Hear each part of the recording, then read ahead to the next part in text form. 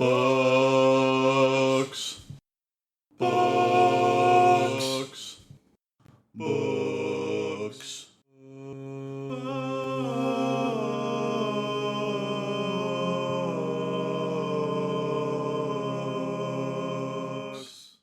Hello and welcome to Didn't Read It, the podcast that humbug. I am your host, Grace Todd, book gremlin and occasionally festive bitch.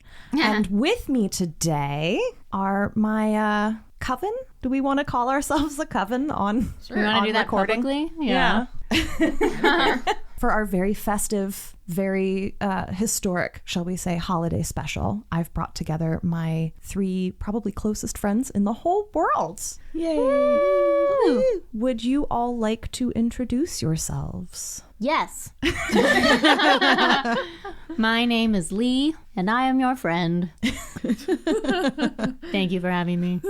I'm Jess versus she, they, artist, person, about town, human Muppet, and friend of the pod. Human Muppet is why you had to be here today. Yes. Yeah. You're actually an inside expert. We will get Relevant. relevant into this. Yeah. Very relevant. Spoilers. Shortly. I am Galen, person about town as well. Friend of the group, she, her, also a book person, sort of. We're all book people. People of the book. No, wait, that's... Mormons? Is Is the that Mormons? season. Or is that the... Do Mormons celebrate Christmas? Turns out there's a guy that invented Christmas.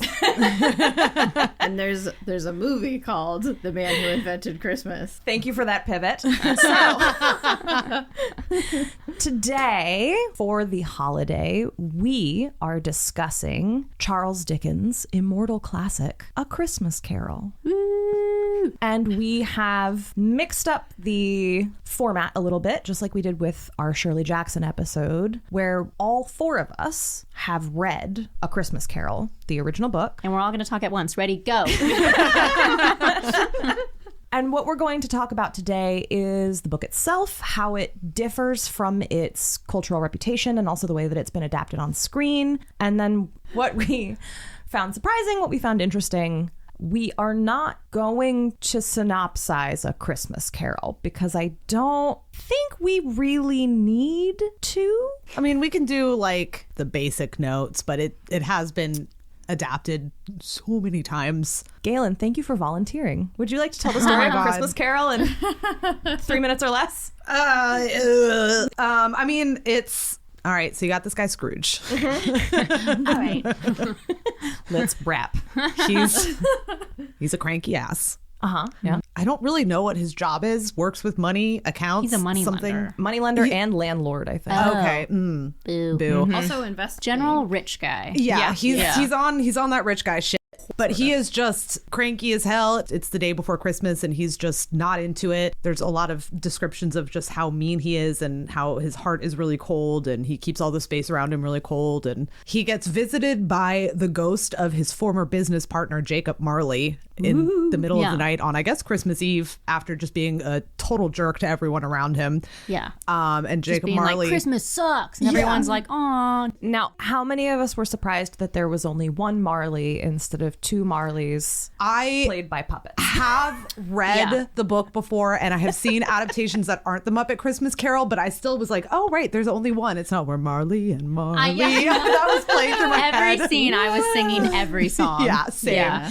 But he gets visited by the solo Marley, who's got chains and he's see-through and he's a ghost. And all the chains are like, I can't remember the description right now. Little lock boxes. Yeah, little lock boxes. Money boxes. And ledgers. It's like little ledgers and all those money things. And he's like, I was a miserable, tight-pursed man in my life. And these chains I've been building and we all carry them around as ghosts. And this is what's in for you after you die. And it's going to be a miserable existence. You're going to be visited by 3 ghosts. And Scrooge is like, oh, shit.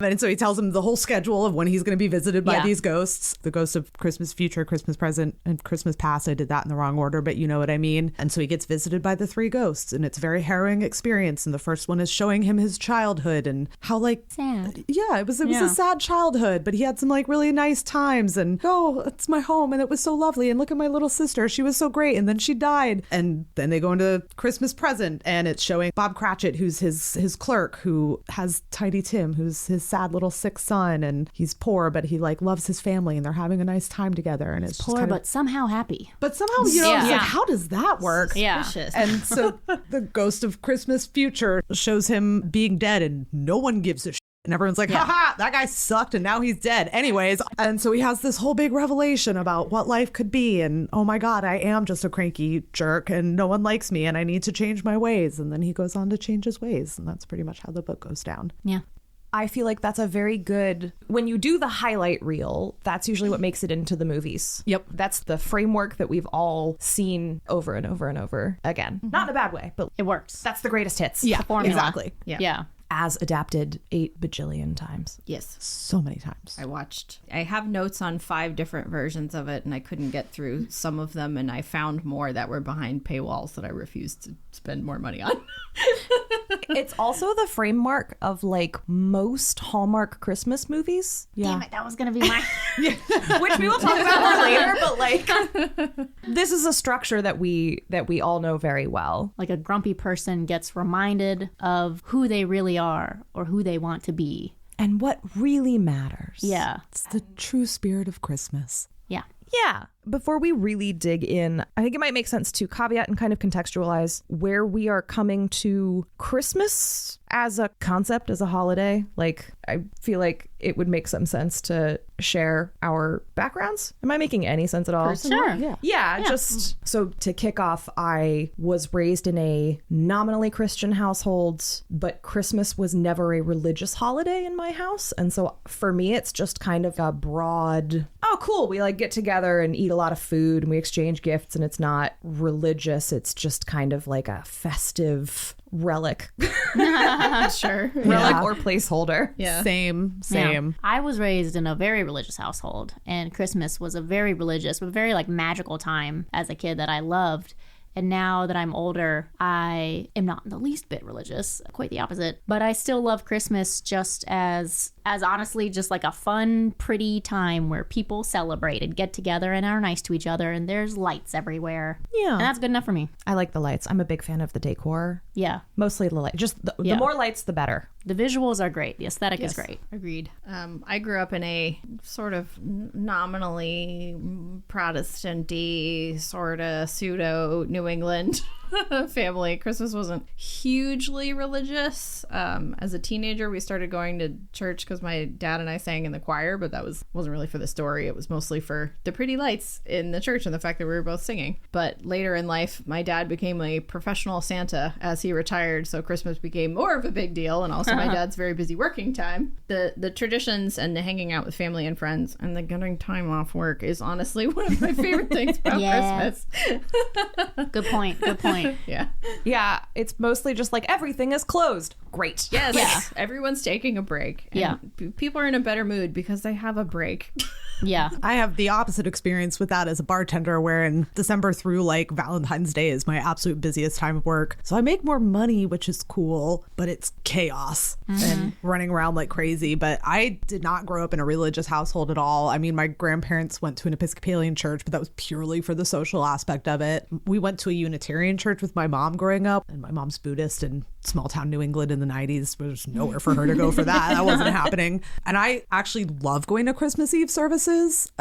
They're beautiful. And I went to a really gorgeous church, and everyone was super friendly, and they're just like, we love everyone because they're Unitarians, and they're just like, everyone is cool. We're just gonna have a giant potluck, and it's beautiful lights and beautiful music. Yeah, I grew up also in New England, and it's just so pretty. And my grandma's house was really pretty and old, and there was lights in all the windows, and all the family would come, and it's cold and gross and icky out, and It's cozy. it's cozy, and there's fires roaring. Presents are exciting. Food. So much food, Yeah. so much good food. Snowy New England Christmases really are. If you don't have that nostalgia as a child, I can see being a little more sour on Christmas, because there is something like really, really nice about a quiet, still, snowy New England Christmas. It's picturesque. It's like what most people I think envision. It's I grew up in snow. I so. agree with you. Yeah, it's beautiful. It's just so nice. I don't know if I'll ever experience a white Christmas again, but Not in Richmond. no. Shout out No. climate change. Yeah.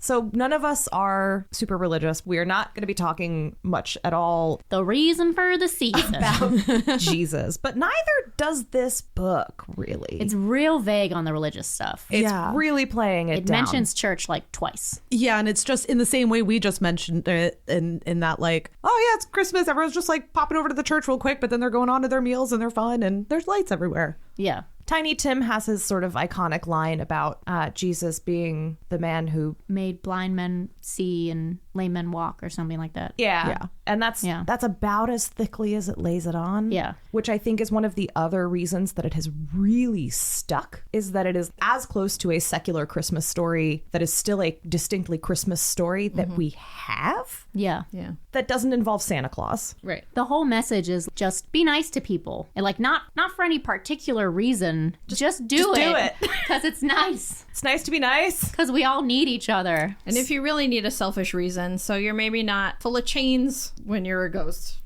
Yeah.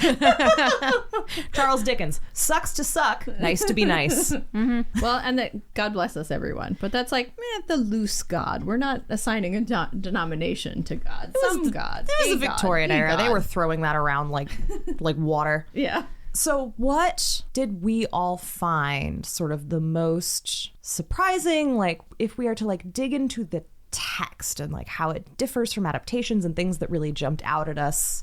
Well, I would say I was a really big fan of the original film from the 1990s, A Muppet Christmas Carol. And so it was really interesting to read this adaptation of it and see where the directions that he took it in, the things he chose to add. He took out the songs, which was like kind of weird, Well, but it's kind of a bummer, but yeah, you know, very creative. Everyone's so creative. I forgot how funny it is. It's which, so funny. and I forgot the Muppet version is so close to it because faithful, like, and yeah. I always think of that as being like, oh, a very goofy version, but it's like, no, it's actually pretty on point with the tone of Yeah. this book. All of the funniest lines from, I thought, Muppet Christmas Carol were actually Dickens' lines. And I was like, Yeah. dead as a doornail. Like, all of the stuff that I thought was funny from that movie growing up, I was like, oh, that's actually in the text. Interesting. Yeah, Dickens, the narrator, the whole bit right at the beginning about, we all know that Marley was dead to begin with and dead as a doornail. And the aside that he goes on immediately, which is, How dead is a doornail, really? Yeah. I don't mean to say that I know of my own knowledge what there is particularly dead about a doornail. I might have been inclined myself to regard a coffin nail as the deadest piece of ironmongery in the trade. But the wisdom of our ancestors is in the simile, and my unhallowed hands shall not disturb it, or the country's done for. I love that so much. And again, I was texting my stepdad today and be like, we're doing this podcast, I'm getting ready for it. And he immediately started quoting that line and I was quoting it back at him. And then he sent me that quote. I was like, of course, you know this, like off the top of your head. But it was just very funny. I was like, it's so good. So I'm not the biggest fan, if I'm being honest, of reading older literature because I sometimes find it slow or difficult to get through for me personally. And one thing, I had read this book years ago for school, and I remember being surprised at how like funny and quick it was. And rereading it again, I was like blown away all over again that it moves so fast, it reads so easily. It's like chock full of jokes. The description and the imagery is so rich. It's just a surprise. I was like recommending it to people. They're like, "You're reading what?" I know. And I'm like, "I'm reading A Christmas Carol. It is an actual book. It's really funny." Yeah. The only other Dickens that I've ever read was Tale of Two Cities, which I remember reading in school and being like, oh my God, like trying to get through it and remember reading the descriptions. But this, I was just like, it didn't feel like anything went on forever. So I was expecting a little more Tale of Two Cities, but I was like, it was moving along at a clip. There was only a couple of passages where was like, ugh, and I had to reread. But for the most part, I was like, do. And some of the descriptions, I feel like the biggest thing, like we're saying, that sets it apart is obviously when you adapt it to the screen, you lose all of the narration. Mm-hmm. And you can try to replace the narration with Gonzo. image. With Gonzo. Yeah. Which comes closest, honestly, to the vibe. But just like some of those descriptions at the very beginning, describing Scrooge. No wind that blew bitterer than he, no falling snow was more intent upon its purpose, no pelting rain less open to entreaty. I was just like, damn. Yeah. I think the first thing I underlined while reading was when he's going home. He hasn't been haunted at all yet, and he goes to open his front door, and it turns into the knocker on his front door turns into the face of his dead partner. And he's like, "Ah, a ghost." And the way that he described it, it had a dismal light about it, like a bad lobster in a dark cellar. And I read it like 10 times. I was like, what the fuck does that mean? And I like laughed out loud. And and then I just sat there thinking like, what does that look like? And there's so many jokes like that throughout where it seems like I imagine him just sitting there writing at like a feverish pace, just like pulling out the most surprising, weird word choices and descriptions, or either he's just got a thesaurus in front of him and he's like, "Fuck it, that word." And like, it feels very chaotic, honestly, but in like a very fun and smart way. Does everyone know why? The lobster joke? Does everyone know why the lobster thing? No. Okay, so seafood, a lot of seafood, especially shellfish, when it is it the oyster spoils, becomes phosphorescent. Oh. So if you have a bunch of spoiling seafood in a dark place, it glows. Yeah. Wow. That's good to know, actually. I mean, I'm a vegetarian. That puts it in a totally different I just wrote haha next to it. Yeah. I was thinking of like a bad tattooed lobster just hanging out in the cellar with a little mohawk. Just like, I got a nose piercing. Lobster with a switchblade. Yes. Bad attitude. Like, Right, oh, God, now give us your money. Oh my God. well, and Jess, what was that thing that like we both realized that we underlined when he described something as apoplectic? Apoplectic opulence. Yeah, and we were just like, what a good mouthfeel. But he's getting silly with it.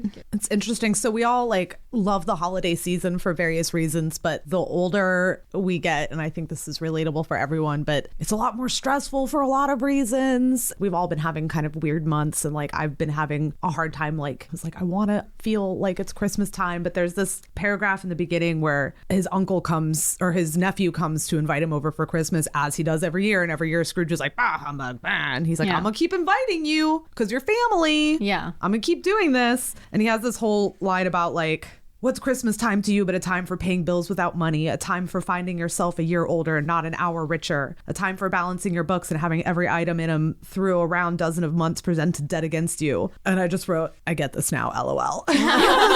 Yeah. This is hard. Especially the beginning sections hit a lot harder when you are an adult who is like trying to make it through the world. And one of the sections that really jumped out to me at the beginning is when his nephew shows up and Scrooge is talking about Bob Cratchit enjoying Christmas. And he says, my clerk with 15 shillings a week and a wife and family talking about a Merry Christmas. I'll retire to Bedlam. And then Dickens refers to Cratchit in the next line as the lunatic, which is great. That jumped out at me a lot more this time. This idea of, look at this idiot who's making no money because I don't pay him enough, but how dare he enjoy. I also looked this up because I was curious, and apparently the modern equivalent of that is 39 pounds a week now. Would be like getting paid 39 pounds a week now. Good God. Which meant that he was, the thing that I read said, the lowest paid clerk in not only all of London at the time, but forever in London. Yeah. Well, and on a counterpoint to that, like I think one of the first signs in here that you're like, oh, he's going to be affected by all of this, when Cratchit is talking about wanting the next day off, like work. Obviously, dick move, but also like it's that tiny little hint of like, I'm going to be crotchety about it, but yeah, I'm going to give you the whole day off of work because it's Christmas. Yeah. And that's like to me the first little sign of like, One of the things that I find most interesting and kind of moving forward to when Marley shows up, again, because of the adaptations, and I think partly because Scrooge is so fun to play, we've turned him into a different piece of shit than the piece of shit that we're actually being presented with in this book. One of the things that I think people forget and that gets glossed over because it's so hard to provide this much context in a movie or a play even, is that he and Marley are like genuinely bros. yeah. Yeah. And one of the things that really surprised me that I had forgotten between reads is when Marley does show up back at his house, he says that he has been watching him for years. Yeah. So it says, how it is that I appear before you in a shape that you can see, I may not tell. I have sat invisible beside you many and many a day. I am here tonight to warn you that you have yet a chance and hope of escaping my fate, a chance and hope of my procuring Ebenezer. And Scrooge says, you were always a good friend to me. He sucks, but he's not like a one-dimensional... No, I mean, I agree. Yeah, he clearly had people he cared about. Yeah. It seems like in the 7 years that it's been since Marley died, Scrooge has gotten worse because he did have a friend and now he's a lonely old guy with no friends and he's withdrawn even more and he's living in Marley's house. So where he lived before, nobody knows, unclear, but like he's living in Marley's old house and has the remnants of some of his things too, so he's completely withdrawn into himself. Yeah, but now. and there's an element of like sentimentality to that. Yeah. Well, and he was Marley's sole inheritor, so Marley Yeah. left him everything. Like Yeah. he is ascended to where he is in the world because he inherited Marley's estate. They were a couple. I mean,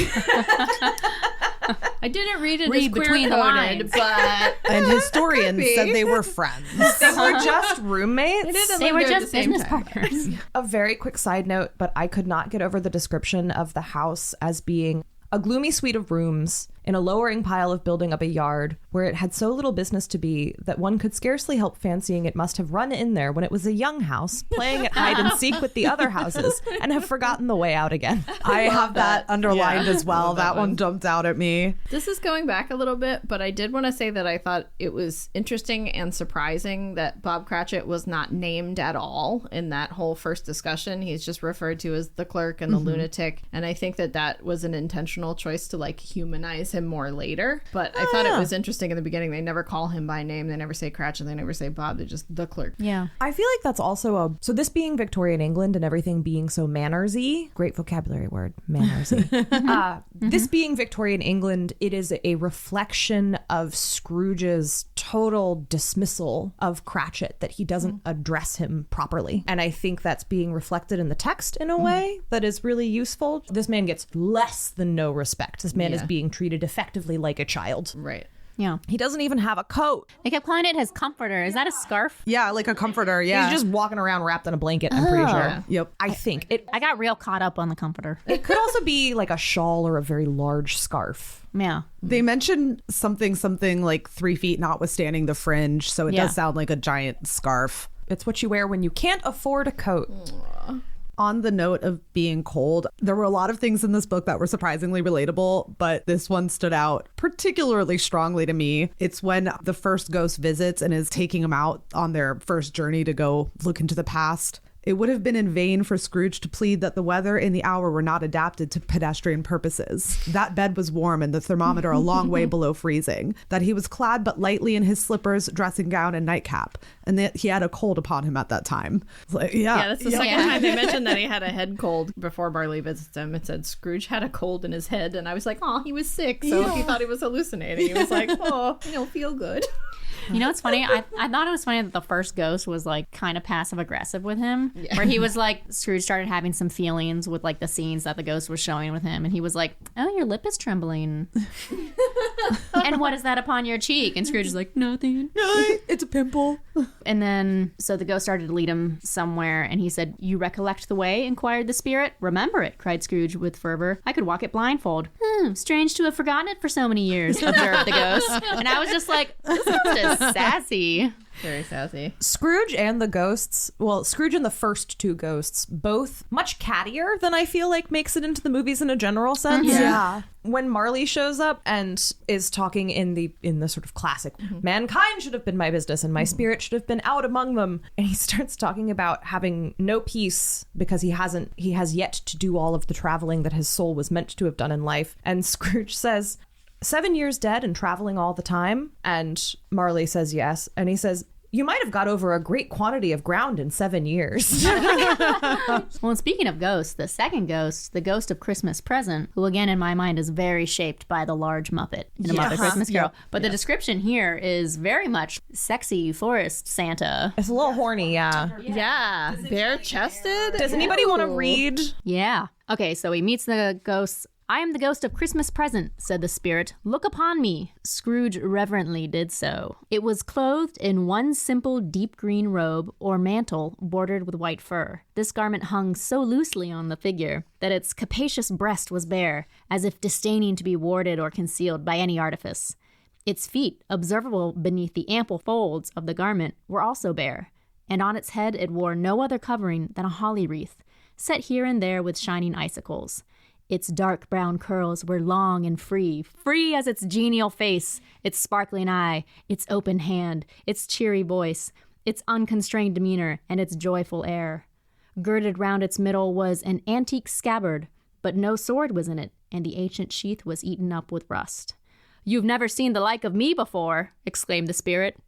"Never," Scrooge answered. Yeah, I wanted to curl up in a fire in that robe with him. I was like, oh. I had also forgotten that none of the spirits are ever gendered. Yeah. No. Yeah, they're all it. They're never male or female. And I love that. I Yeah, think that's very same. fun. And quite frankly, watching some of the older adaptations, the fact that they were by default portrayed as men it's a waste. I Yeah. appreciate that in Scrooged. Who was it? Carol Kane?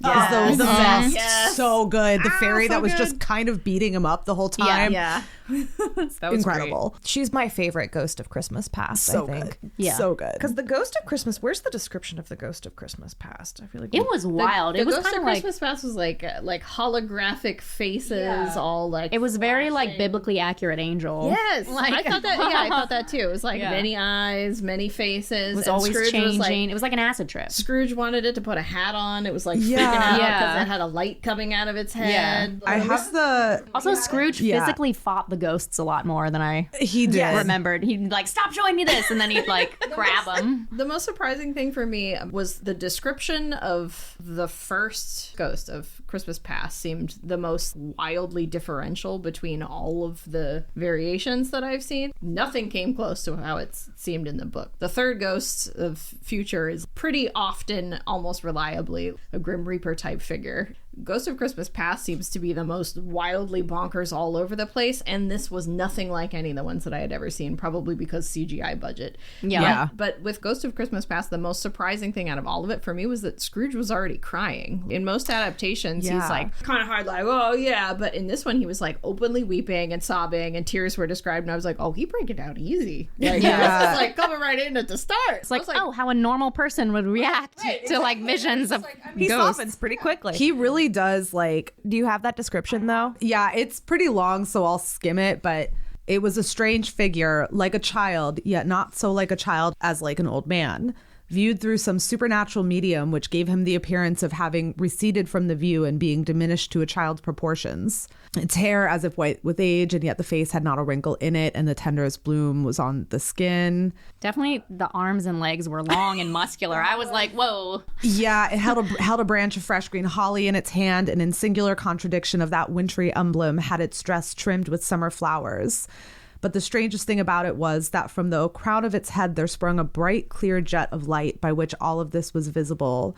Even this, and skipping down a little bit more, even this, though, when Scrooge looked at it with increasing steadiness, was not its strangest quality. For as its belt sparkled and glittered now in one part and now in another, and what was light one instant at another time was dark, so the figure itself fluctuated in its distinctness, being now a thing with one arm, now with one leg, now with 20 legs, now a pair of legs without a head, now a head without a body, of which dissolving parts no outline would be visible in the dense gloom wherein they melted away. And in the very wonder of this, it would be itself again, distinct and clear as ever.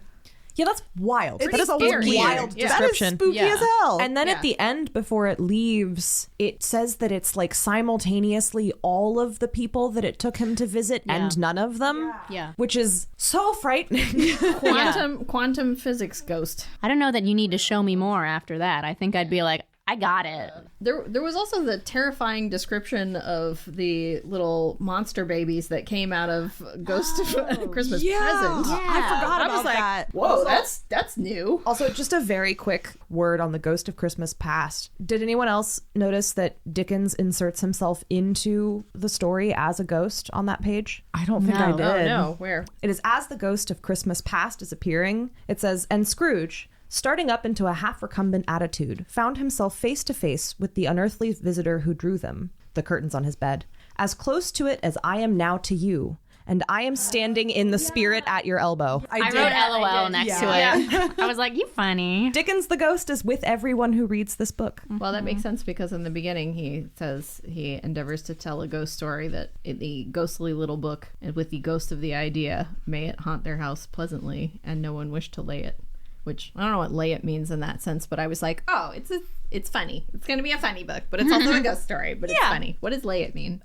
To banish it, to send it to its rest, or to lay the ghost. It's a whole different thing if you listen to Trixie and Katya talks about having sex with ghosts regularly. Yeah.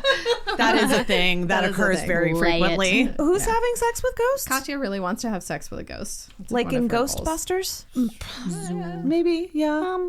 She's not possessed just like a ghost. No, there's She's the a casual ghost. There's the whole weird ghost hand job sex scene in Ghostbusters. Yeah, Bill Murray gets a... No, not Bill Murray, the other guy. Gets a handy from a ghost. Remember this part? Oh, Dan Aykroyd. Dan Aykroyd gets a handy from a ghost. Apparently does. Dan Aykroyd is also like kind of obsessed with ghosts. Huh, good to know. Yeah. Interesting. I wonder if that came before or after that movie. It was not in the script originally, and he fought for it. That was one of his rewrites. Well, now I know people want to have sex with... I mean, it could be interesting. Sex with a ghost, I guess. I read it in an Anne Rice book once. You're not bound by the laws of physics. Yeah. It's funny. It's a whole genre of romance novel that I feel like I never quite... When I was doing the romance novel stuff, I made it through lots of like shapeshifters and vampires. werewolves. Lots of like undead, but not like dead. Yeah. I mean, Tina wants to have sex with zombies, so That's fair, yeah. I think a ghost would be less gross than a zombie. Tina Belcher? Yes. Yeah. I think you're very close-minded, Grace. Ghost. You're right. I will make my public apology later this week. Thank you. I mean, Ghost of Christmas Present is like. Look. That's right. So we were being horny. We were being horny over the Ghost of Christmas Present. And I just opened to this thing I had marked, but he so quickly is accepting of what is happening to him and is like, oh, I'm learning a lesson here, because right when the Ghost of Christmas Present pops up, he says, "Spirit," said Scrooge submissively, "conduct me where you will. I went forth last night on compulsion, and I learned a lesson which is working now. Tonight, if you have aught to teach me, let me profit by it." So he immediately is just like, yeah all right, cool. Yeah. Which I feel like is how any of us would respond if kidnapped from our bed by ghosts. Just, okay, my dead former friend showed up and said that he intervened with the forces of heaven and hell to give me a second chance, and now I'm being yoinked through space and time by otherworldly beings. The attitude drift of Ebenezer Scrooge over the intervening couple of 100 years, where he's become more and more stubborn and more hard to convince. It's like every portrayal of Scrooge building on top of the last portrayal of Scrooge. Yeah. A game of telephone, Scrooge. Yeah, this makes a lot more sense. I Much feel more like realistic. I marked a few instances where he started to already change his behavior much earlier than I remembered from watching various adaptations, where it's like he's in with the Ghost of Christmas Past, the first one, they see some stuff from his past that makes him feel something. The ghost like, "What's going on for you right now?" And he's like, "Oh, nothing. I was just thinking I saw this like poor little kid on the street and I kind of yelled at him, and now I wish I'd like given him a coin." Yeah. Yeah, I was surprised by that too. And then a little later, he sees something else, and the spirit's like, "What are you thinking?" And he's like, "I was just thinking about my clerk, and I was like kind of mean to him, and like I wish I wasn't so mean to him." And I was like, he starts changing like much faster than we're used to. So did any of you, this is another one that was just very funny to me, but when he's talking to Marley and he's like, "You will be haunted by 3 ghosts," and he's like, I think I'd rather not. He said, Scrooge. Couldn't I take them all at once and have it over with, Jacob? He's like, "Oh, no, thank you." No. He's like, ooh, My therapist and I have been talking about drawing boundaries. And This is going to be a hard no. I am not receptive to this energy at this time. We're going to have to reschedule for when I have more bandwidth. Now I really want to see an adaptation of A Christmas Carol where Scrooge is like a Gwyneth Paltrow-esque wellness figure. Oh my God. Why have they not made that Oh my yet? God. Oh, That's a great idea. We'll do an audio play by next Christmas. oh my God. Yeah. Grace, you can play the wellness person and the 3 of us can be the ghost of Busy. Oh my God. Woo! Sexy goes to Christmas present. I want to be biblically accurate. Acid trip. And I will be the Christmas Grim past. Reaper-y Yeah. Christmas future. Damn, it's writing itself. A bunch of know. ghosts convincing a wellness influencer to stop getting people to like poison themselves for the Yeah. sake of thinness and also Yeah. to just be less of a piece of shit in a general sense. Yeah. All right. We'll be with you with that next holiday, everybody. You heard it Follow here up on that first. later. No stealsies. I also thought that this was kind of a general over note too. The book makes it seem like the way that time is passing is it's not just every hour on the hour, and almost every adaptation goes through in one night. And in this one, it seems, based on the way that his clock is going, he thinks that he's slept 12 hours but between the Marley thing. And he was like, how did I sleep in past noon? And I underlined that and was like, relatable for me. Galen. Same. Hard same. Yeah. I sleep halfway through the day. I was like, Is it night or is it daytime? why it Yeah. is impossible that I could have slept through a whole day and far into another night. It is impossible that anything has happened to the sun. And this is 12 at noon. There were multiple places where I wrote just relatable in the margin, like when he's like waiting to get visited by the ghost, and he's like, that I don't think it's actually gonna happen, and he was just lying awake, just like thinking. The more he tried to fall asleep, the more he thought, and it said, considering he could no more go to sleep than go to heaven, Yeah. like he was like fine with lying awake, and I was like, oh Yeah. Sick burn. But it also, the timing thing makes even more sense that when he wakes up after the last one, he's so confused that it's still Christmas Day because it feels like multiple days have passed. Yeah, the time is very wibbly because he actually, from when he and Marley talk, he goes backwards in time. He goes back to midnight from 2 a.m. It says it's 2 a.m. It's all the more celebratory and confusing when he wakes up in the morning and he's like, it's still Christmas. Holy, it's still Christmas. The spirits did it all in one night. Of Yeah. course they can. They can do anything they like. Because it's the wibbly wobbly, timey wimey. Doctor Who. Yeah. Well, and I think with the last ghost, the ghost of Christmas Yet to Come, it actually says the ghost didn't seem to be taking them in any particular order. They were just jumping all around, and he couldn't tell what day was what. And I was like, oh, you're real confused right now. He's going through a lot. Yeah. Bit of a side note, but as part of my campaign to point out how Scrooge and Marley were clearly actual real deal friends, I had forgotten that in the at the very end of the section with the Ghost of Christmas Past, he sees Belle, who he'd been engaged with, who Yeah. very specifically, and this gets left out a lot, I think mostly because children don't understand what the fuck a dowry is. But the whole reason that they break off their engagement is because she doesn't have a dowry. Oh, I did not get that. She's, yeah. I thought she there was that scene where I thought she broke off with the engagement with him because Because she doesn't have a dowry and she knows that he will resent her. Oh, right. Because she was like, you're a changed man. And yeah. Okay. Yep. She knows that he wants to go marry for money. And then he doesn't ever get married. That makes a lot more sense because I was very confused by that part. That was one of the parts I had to read and reread. In terms of some quick historical context with all of the class stuff that's happening here, she breaks it off with him because she knows that if they get married, he will wind up holding it against her that she brought nothing into the marriage. And it is then implied that he essentially is so unwilling to make any time for anything that is unprofitable that he hasn't taken the time to go pursue a marriage for money. Oh, okay. And also that he lacks the willingness to engage in the kind of social niceties that would allow him to claw up the social ladder via marriage. So he's doing it just on the money end of things. And then he sees her, which this doesn't make it into a lot of the adaptations, you mentioned it. Yeah. Then he sees her married with a happy family. Little Bellets. And then Dickens kind of focuses quite a bit on her hot daughter, and like her daughter was so hot. And if I were not the narrator and I were in the story, I sure would like to court her. And I was like, I'd like to touch her lips. I was like, this is getting a little weird. We've veered off into strange territory, which knowing Dickens was a boy makes a little more sense. Yeah. But I was like, I think I'm uncomfortable. I wrote that in the margin. Yeah. I think I'm getting uncomfortable here. But the thing that Belle and her husband actually talk about is that he saw Mr. Scrooge sitting all alone as his partner is dying. Because his partner lies upon the point of death, I hear, and there he sat alone. Quite alone in the world, I do believe. And that's what pushes Scrooge over the edge. He's like, When he starts fighting the biblically accurate Ghost of Christmas Past. Yeah. and then he extinguishes the Ghost of Christmas Past, which is some kind of a candle arrangement because His head is like a light. his hat's a candle snuffer, Yeah. and he physically snuffs the Ghost of Christmas Past. Yeah. Screw you, man. I don't like this Yeah. anymore. My feelings are hurt. This is just a quick, I guess, kind of prose note, but I don't know if y'all noticed all of the different descriptions of laughter in the book. There's a few scenes I have in here that stood out to me. There's one where they're visiting his nephew's place. Ha ha, laughed Scrooge's nephew. Ha ha ha. If you should happen by any unlikely chance to know a man more blessed in a laugh than Scrooge's nephew, all I can say is I should like to know him too. Introduce him to me and I'll cultivate his acquaintance.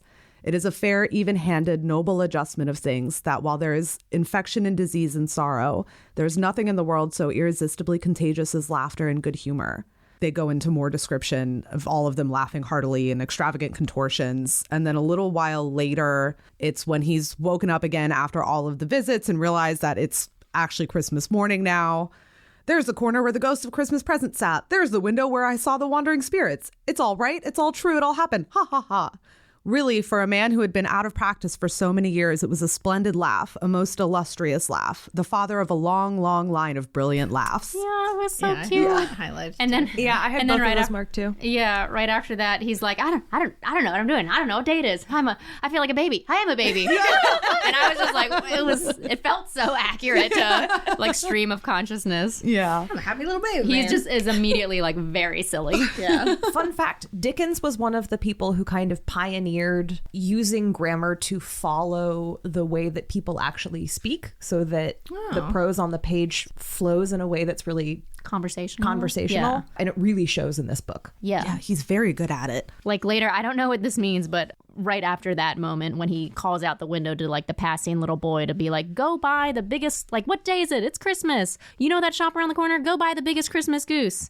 He goes, go and buy it. Walker, exclaimed the boy. And he's like, no, I'm serious. And I was like, I don't know what walker means in Victorian parlance, but it was so clearly just like, fuck off, or just like, be serious. And I was like, I think it's Be Serious in the Muppet Yeah. version.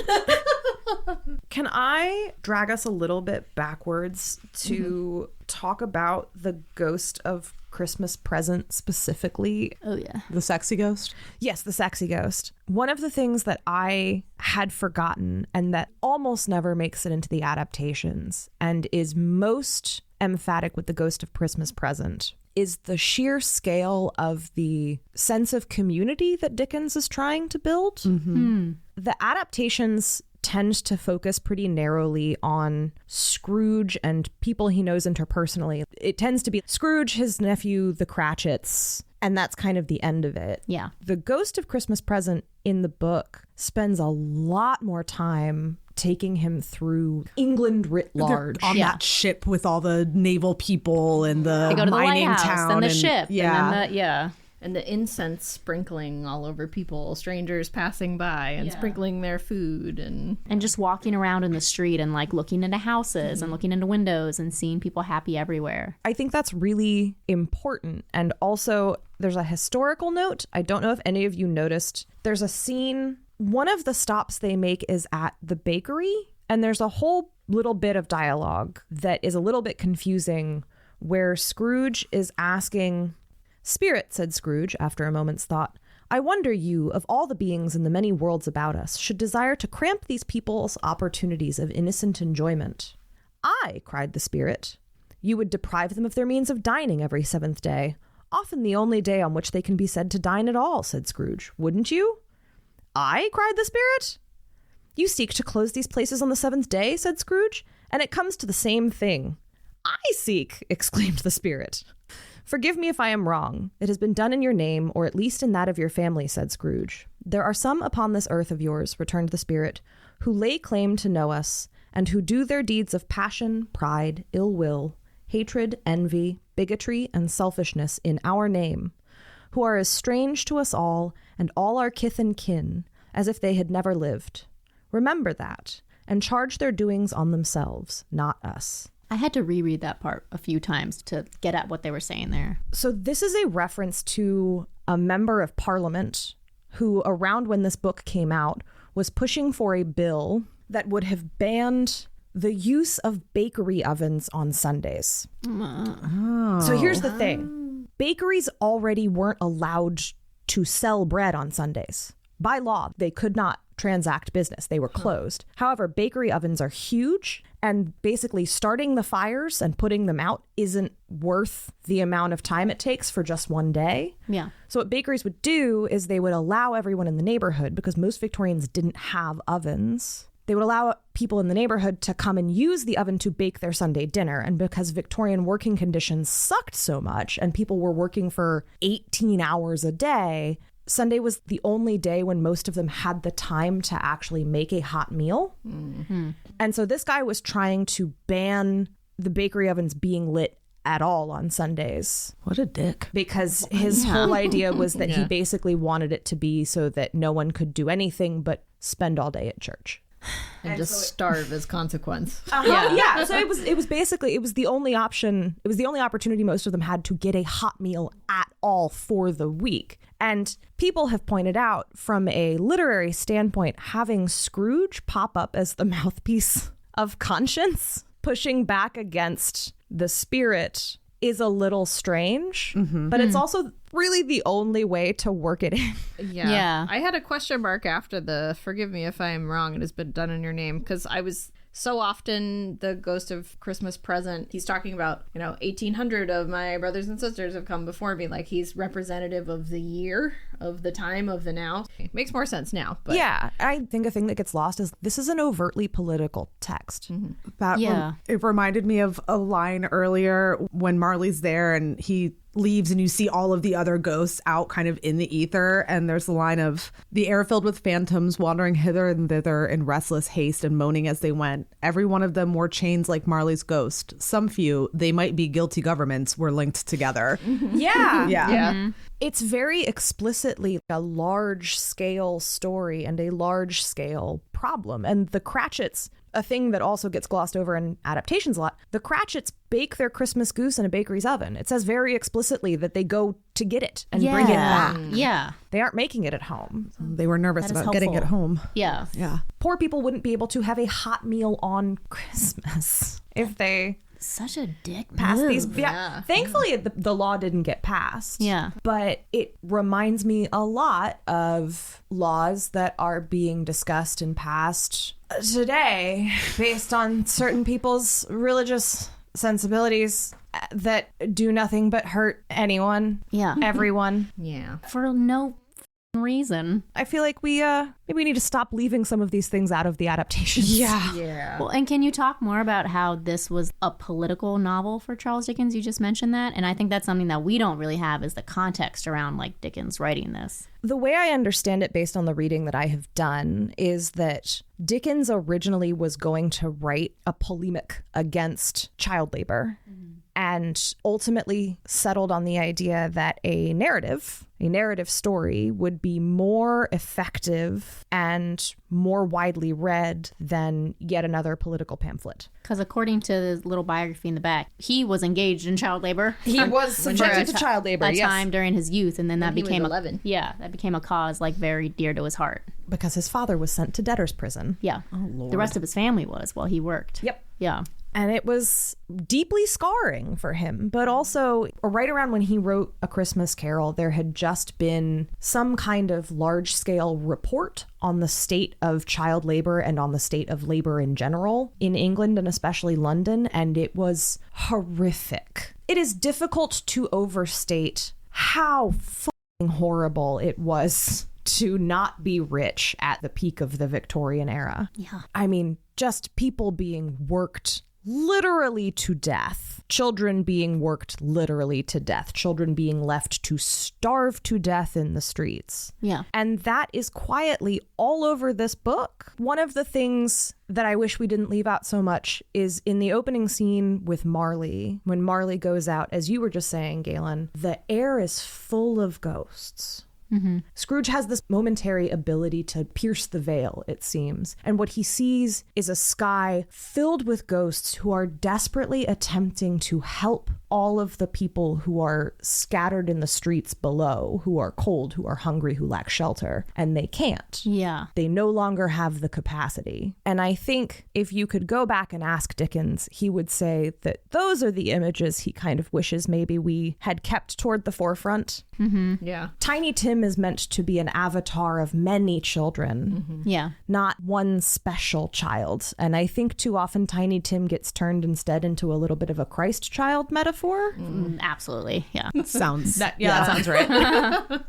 But it's, I think, especially because of the Western obsession with individualism, Tiny Tim turns into an exceptional and special little boy who ought to be saved because he is exceptional and special, and not an indicator of the many, many, many little children who were being left to die for lack of adequate medical care all over the country now.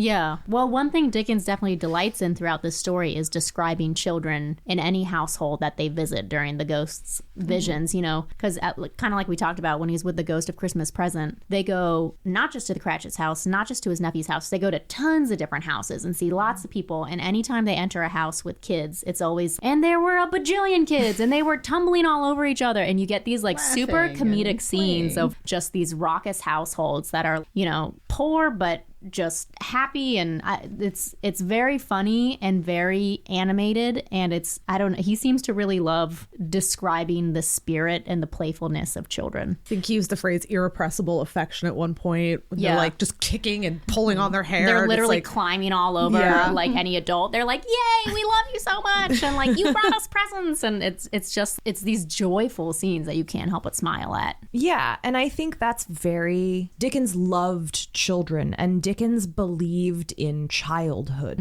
A lot of his writing is about childhood. Yeah. Which, during the Victorian era, we're kind of making a case for childhood. Yeah. Going to school instead of going to work was not a matter of course, and he's establishing an agenda here. Yeah. Children deserve to be children. Look at these children getting to be children. Look how wonderful this is. Look how much everyone benefits from this. Yeah. And also Scrooge himself never had a childhood because he was so focused on business, and look where he is. Like, And he was so lonely as a child, you know, like yeah. that was his first stop, you know, in the ghost visions is, they were in that. you know, sad, lonely little childhood. Yeah, in what I guess was a decrepit boarding school. Yeah. Yeah. That seemed extremely depressing. And then his sister, who is a sweet little thing, comes and saves him away from it. And she's got that kind of joyous, boundless Yeah. energy that you were talking about. Although I think it's equally important to note, and I'm going to talk a little bit more about this closer, like when we're wrapping up, but it is equally important to note that Scrooge went to school.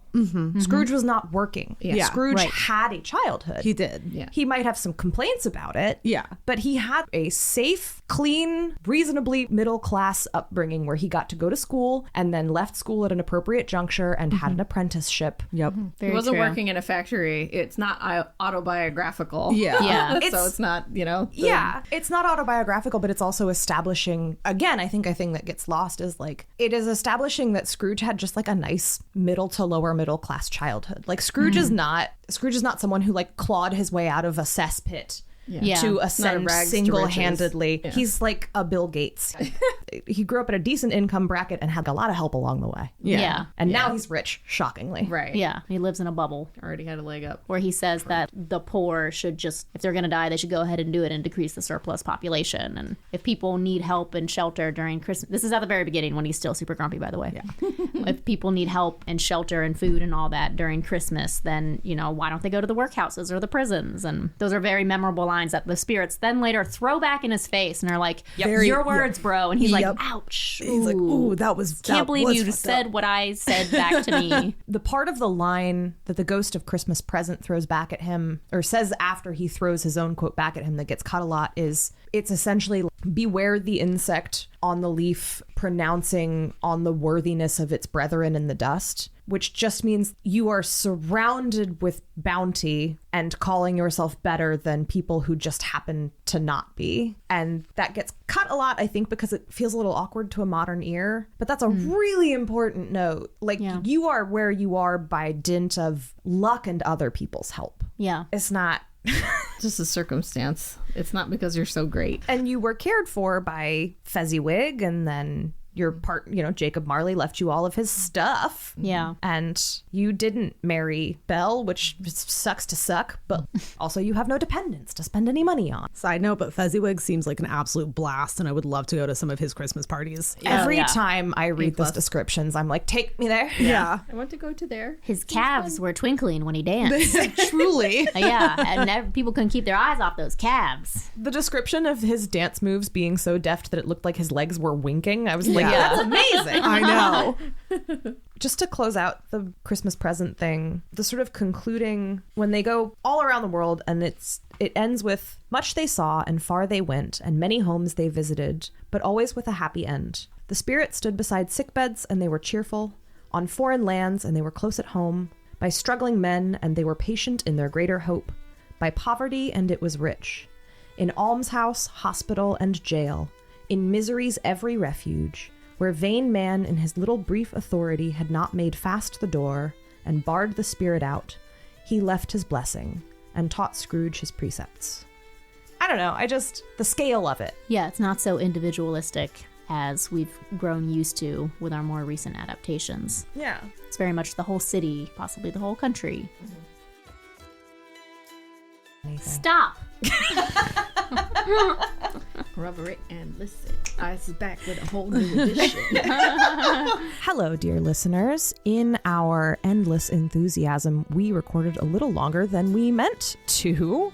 So I am going to break here and actually turn what is left of this recording into a second episode, mostly to give everyone, a pee and hot cocoa break. I love you very much, and we'll see you in a week. Bye. Didn't Read It was created, written, and edited by me, Grace Todd. Kaylee Hughes is our publicist and producer. You can follow the podcast on Twitter or Instagram at Didn't Read It Pod, or reach us via email at didn'treaditpod@gmail.com. For source notes and further reading, as well as a list of all existing episodes, please visit our website at didn'treaditpod.com. We are recorded in Richmond, Virginia, with special thanks to Black Iris Social Club and Pesca Trio Publishing. If you enjoyed today's episode, please consider leaving us a review or rating on your preferred podcasting platform, or just tell a friend. If you did not enjoy today's episode, we are currently accepting applications for a full-time nemesis. Our intro music is Books, written, performed, and recorded by William Albritton.